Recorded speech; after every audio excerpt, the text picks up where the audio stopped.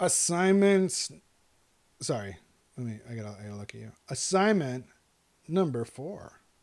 This one we're calling Win. It's going to be about pattern behind rhythm and this idea of creating a drawing that has a lot of pattern in it or has a pattern in it that you can start to discern. Pattern starts to create for us this idea of layer and texture. When you can look at something and be drawn back into the pattern and see this pattern kind of underlaying. So there's a lot of different strategies to coming up with this drawing. There's a lot of different strategies to seeking out a pattern in your life that is compelling enough for you to draw.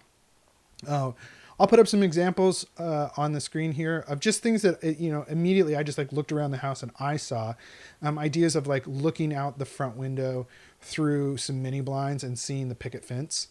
And seeing that the picket fence that I knew, my brain told me that those are like, full vertical upright pickets were being like rendered into these tiny little squished squares. And trying to make a drawing that communicates this idea of like, oh, there's pickets back there, but they're being obstructed and they're being modified by what I'm having to look through. I mean, looking through a colander, looking through some other pattern, looking through the cane on the back of a chair to get the pattern of the wallpaper that's behind it. This idea of finding patterns behind patterns inside of your environment and then creating an image of them.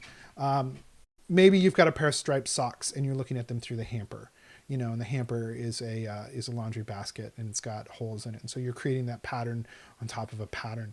And what that does though is that really causes us, the viewer, to have to like look past the initial front focal point to find the back of the drawing and to see this kind of like interesting space that is slightly mysterious to us and it's hidden. So that's the idea. Find some pattern inside of your world, and then create the mystery around it. So again, work in your sketchbook. Get started in your sketchbook. It's the first place to turn whenever you're doing an assignment like this. Find some examples of things that might be candidates for you to work with. Do a quick sketch of them. Do a quick drawing of them. There's no better way to like avoid getting halfway through a drawing and having to start over than to do some sample drawings to figure out if this subject's really compelling enough to you to make the full drawing. If you get like partway through your sketchbook, or if you get really wrapped up in the drawing that you're making in your sketchbook, that's a pretty good sign that you found an object or a thing that you can really get into and do some drawing with. Ultimately, this kind of drawing is labor intensive and meticulous. And so I'm trying to break that apart. I'm trying to say that it doesn't have to be. That these are really just shapes that though they are going to repeat, they're going to be different every time you repeat them. If you make them exactly the same every time, then that's going to be a really flat image, and that's fine. You can make a really flat image here, but you don't have to. You can make a really deep image with a repeating pattern. And I think that's the exciting part of a drawing, is creating illusion through some kind of rhythm that pulls us back through that syncopation of like first stripe big, next stripe slightly smaller, next stripe behind that even slightly smaller. And so you just, that distance, those telephone poles are starting to like pull away from us, and so we can see that that's where we're going to be next. And so that's why we're talking about when here, when we're talking about time and how it feels to be up here close, and then the imagination that our mind can travel deeper into the picture later. Yeah, I mean, ultimately, this is one of those weirdo drawings that I just like to see what happens, because everybody's going to have such a different take on this. I think everybody is going to have, this isn't a real clear one, right? Like houseplants is pretty clear. This one is not as clear what's going to come out of it. I think we're going to definitely have 44 very unique, very strange, very interesting drawings from this one, and I can't wait.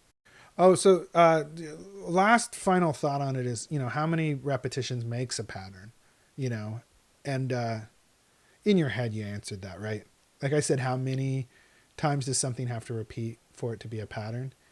And you thought to yourself, you didn't think two, you thought three. It has to be at least three. Like there has to be at least three elements for it to be a repeating pattern. Otherwise, it's just a pair. And we're not doing that drawing. We're doing a pattern. This is about things that are appearing over and over and over again. Now, how many is too many until we cross over from a pattern and we enter into a plague? I think we're already there, friends. I think we're already there. All right, until next time, Keep that drawing going. Sketchbooks are the place to be. Email me images of the work that you've completed. I'll add it to your file and we'll get you a grade out of this. But more importantly, I'll get the opportunity to give you some feedback and take a look at what you're making. And we can talk about what's really working. Okay, until next time, friends.